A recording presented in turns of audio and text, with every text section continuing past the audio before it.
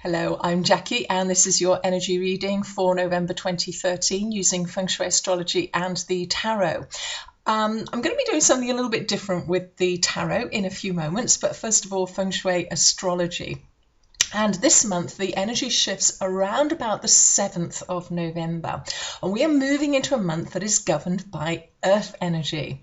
And, you know, the last couple of months we've been governed by thunder, we've been governed by wind energy, which is very active.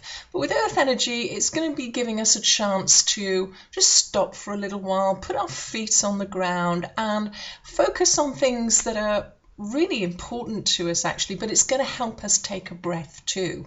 Now, earth energy is represented by the mother. And also the archetypal woman. So in terms of the mother thing, we are looking at nurturing, we are looking at relationships. So it's a really good time to catch up with people that perhaps you haven't had a chance to for a while, to really understand who is important in your life and to spend some time with them and make sure that they know that. But it's also a really good month to focus on yourself as well. You know, make sure you eat well, make sure you are kind to yourself. So that's something that you can think about. The other thing with earth energy is very much related to the physical. So our physical body. So it's not just eating well, but it's actually looking after ourselves, being active, eating the right foods, getting plenty of sleep, perhaps meditating to quiet our mind, and getting out and making connection with the earth.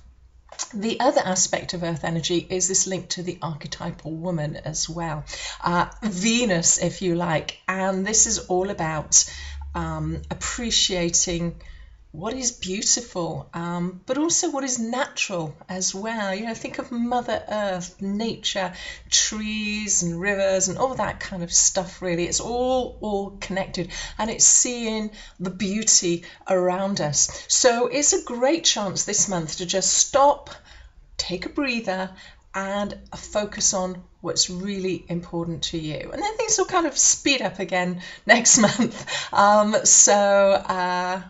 Yes, yeah, that's the earth energy.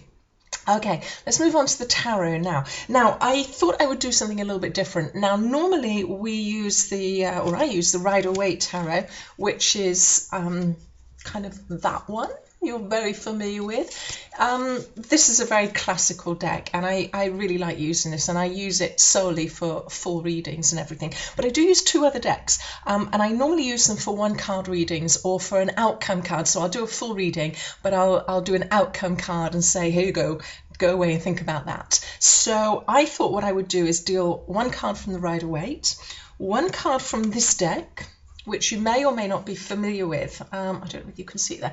This is the Osho Zen Tarot deck. And Osho was quite a wise guy, coming from probably the Buddhist tradition, but he really talked about simplicity in life, and he can really make you kind of see things from a different angle, and simplify and clarify everything.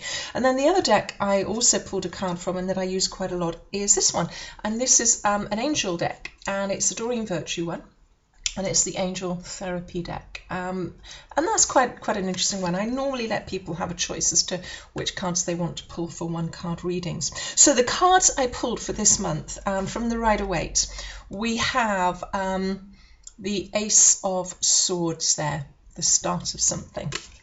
From the Osho, we have the Three of Water suite, which is also called Celebration, and if you can see it there, it's actually kind of three women just dancing in the rain, basically. And then the angel card I pulled was this one here. Let's make sure you can see it. It's called Visualize Success. And the words at the bottom actually say, see yourself doing well in this situation and have faith in a positive outcome. So let me talk about the Ace of Swords first of all. Swords are quite a problematic suit in the tarot deck, and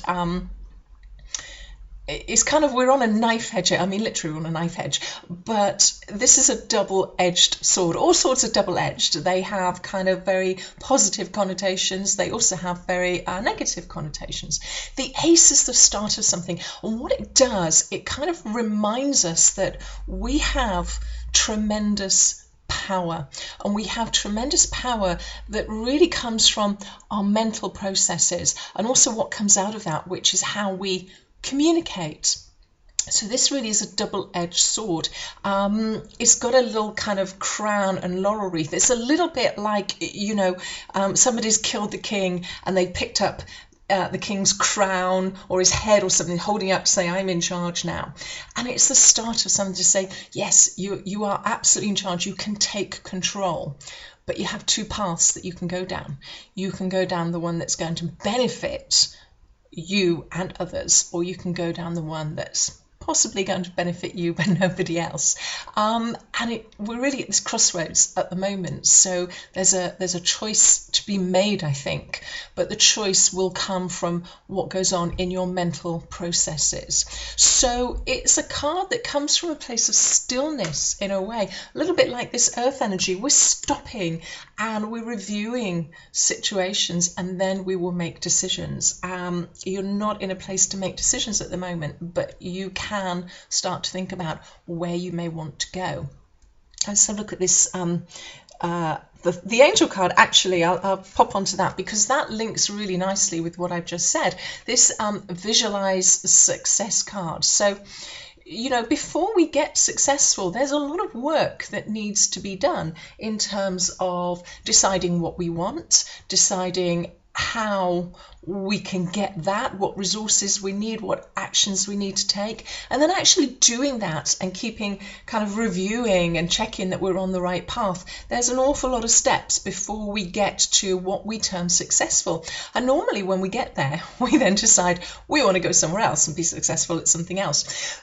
The visualization is really where it starts, and it links back to this sword card because it starts mentally in our head. So the important thing is really to focus your thoughts, use the capacity that you have in your mind to imagine something so totally different that you could really, really want. And that is really the little spark that kind of kicks off everything else. So that's really, really important. Now let's go on to this third card, Celebrate. This is the Three of Water. Now the water suit is linked to the cup suit in the Rider-Waite deck, and it's all about kind of feelings and emotions and what goes on unconsciously as well. And this is all about celebrating.